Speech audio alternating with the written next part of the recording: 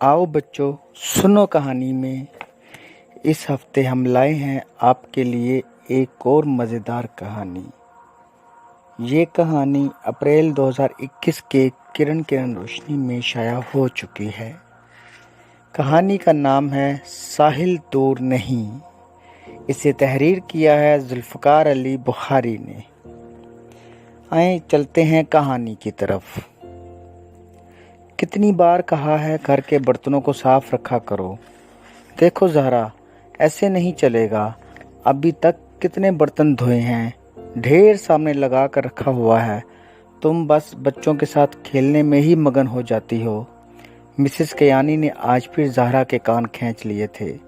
आज भी दफ्तर में उनके अफसर ने कुछ गलतियों पर उनकी खिंचाई की थी, जिसका गुस्सा वो अब ज़हरा पर उतार रही थी। ज़हरा का चेहरा लाल सुर्ख हो चुका था, मगर वो सब्र किए हुए थे। ज़हरा गांव की रहने वाली थी। माँ बाप गुर्बत से तंग आकर उसे गांव के नंबरदार के रिश्तेदारों के यहाँ छोड़ आए थे। शहर में रहकर वो कुछ कमाएगी तो उनका गुजारा मुमकिन हो सकेगा। तब से वो मिसेस कियानी के यहाँ काम कर रही थी। मिसेस कियानी जब ऑफिस से वापस आई तो देखा बर्तन अभी तक वैसे ही पड़े थे।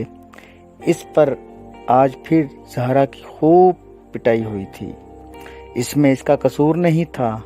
वो तो मिसेस कियानी के बच्चों के रोने धोने पर काम काज छोड़ दिया करती थी, मगर मिसेस कियानी ने खामन की बेइतनाई का सिला 11 साल ज़हरा की खूब पिटाई करके लिया।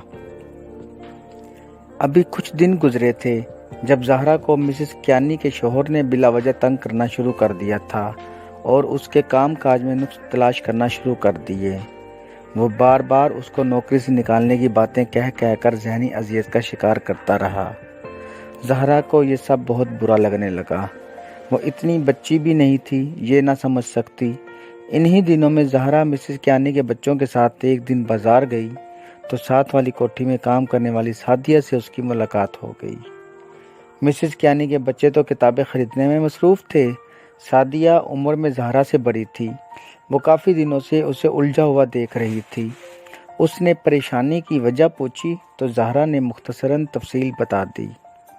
सादिया ने उसे बच्चों के लिए काम करने वाली तंजीम के बारे में आगाही दी और कहा वो उनसे रब्ता करे। ज़हरा ने रब्ता किया और अपना मसला बयान किया।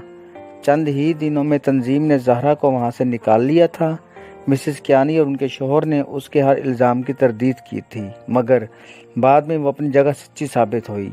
तशद्दुद और चाइल्ड लेबर एक्ट की खिलाफ वर्जी पर उनके खिलाफ अदालत में केस चल पड़ा।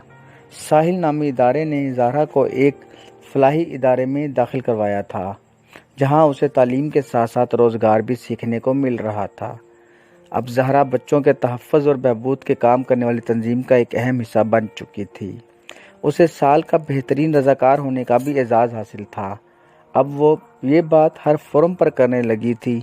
आप बतौर इंसान बहुत से हकूक़ रखते हैं और कोई आपके साथ गलत करता है तो उसको कैफ़रे किरदार तक ले जाना चाहिए, ताकि आप जैसा कोई मासूम शख्स किसी और की सितमगिरी का शिकार ना हो सके। जान बचाने के लिए कोशिश करनी चाहिए।